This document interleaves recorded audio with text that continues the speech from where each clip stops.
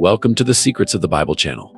Usually when discussing slavery in ancient Egypt, we naturally recall the people of Israel, who endured about 430 years of servitude under the descendants of Misraim, the Egyptians. In this video, I will delve into the details of the 430 years of slavery faced by the people of Israel, the Semitic Hebrews originating from the Middle East, in the northern region of Africa, specifically in Egypt. The secrets behind the 430 years of Semitic Hebrew slavery. Narratives typically focus on the triumphant exodus of the Israelites from the land of Egypt, propelled by the power of the God of Abraham through the plagues and the parting of the Red Sea, with Moses and Aaron leading them out and their journey through the desert.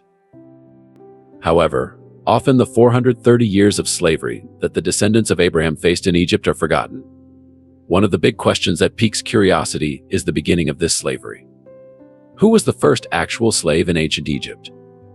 When exactly did slavery end? During the Exodus led by Moses? These are chronological facts that are rarely discussed.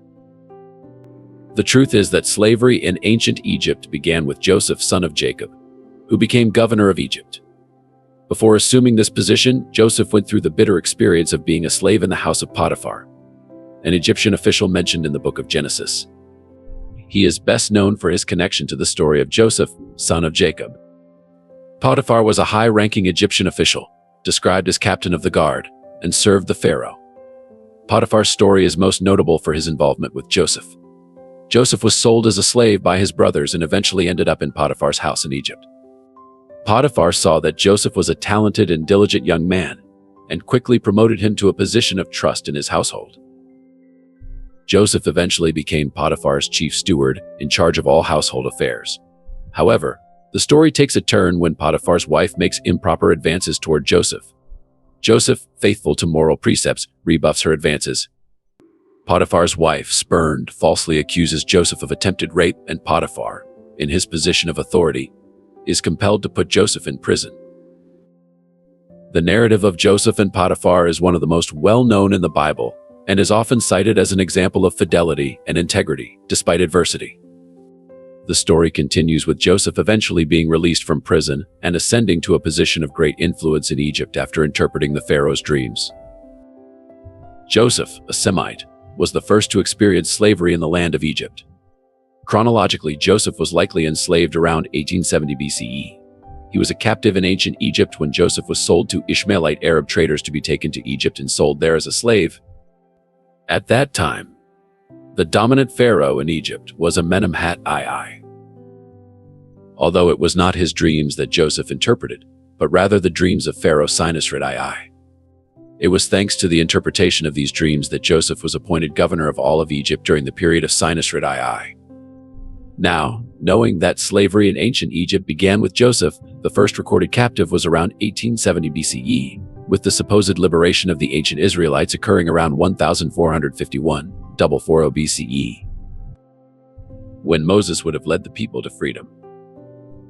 The historical narrative suggests that Moses was likely born around 1500 BCE and became the liberating leader of the Israelites, occurring approximately between 1450 to 1440 BCE.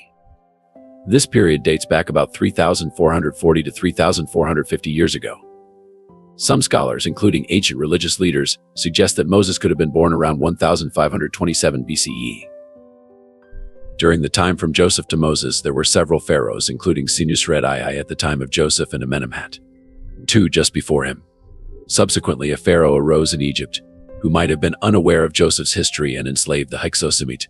Some believe this pharaoh could be Senusret II, while others argue it was Amenemhat II, the pharaoh during Moses' period. Contrary to what some people think, it was not Pharaoh Ramses II in any way. This is due to the chronology that places Moses in the land and leading the people of Israel around at least 1450 BCE, and that he would have been born, according to ecclesiastical scholars, around 1527 BCE. The pharaoh during Moses' time was actually Thutmose or Thutmoses III.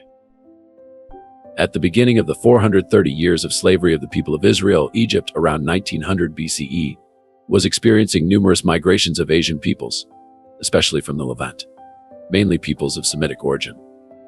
Among these peoples migrating to Egypt were the Arameans, who inhabited and settled in the region. Subsequently, other peoples, such as the Ishmaelites, including those who brought Joseph to Egypt, demonstrated the significant influx of Semites in the region, as did the Midianites. The Bible also mentions the Canaanite, who were present in the land of Egypt and are descendants of Esau, also being Edomite Arabs, belonging to the same Semitic origin. The Canaanite are an ethnic group mentioned in the Bible, mainly in the Old Testament. They are described as descendants of Kens, one of the sons of Esau, grandson of Abraham. The biblical account identifies them as a semi-nomadic tribe that lived in the region that later became part of the Promised Land for the Israelites.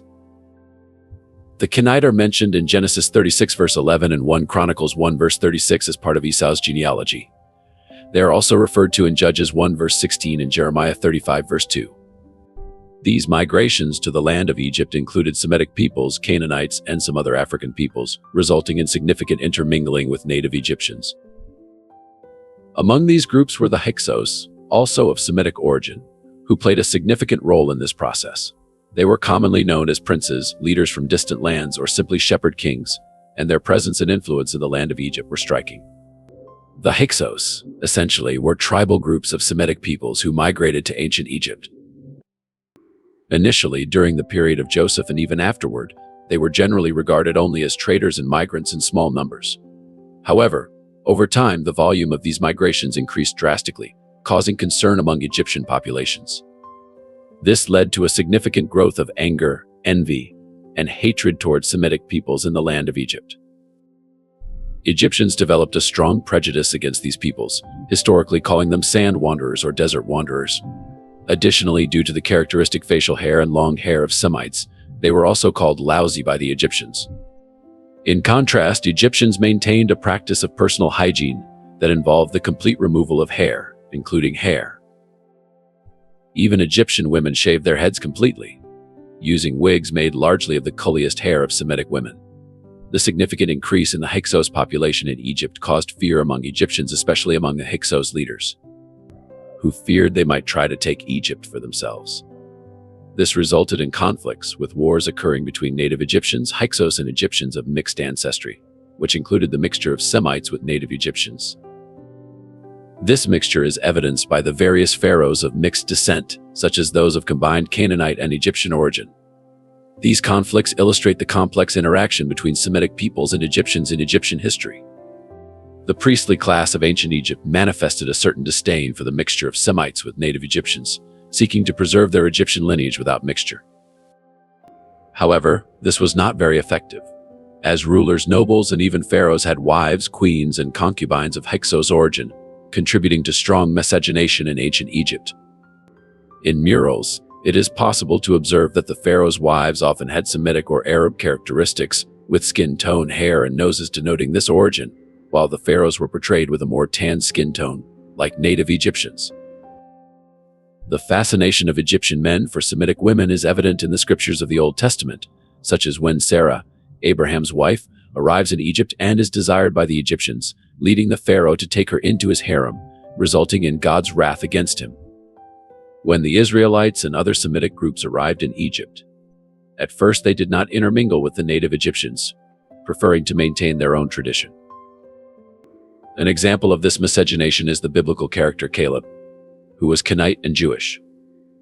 The Canaanite were descendants of the Edomites, Arab peoples descended from Esau, while the Jews were Israelites. The Hyksos population in Egypt was larger than the native Egyptian population, leading the pharaohs and princes of the time to rebel against the people and enslave them, forcing them to build monuments, houses, and perform various tasks without pay.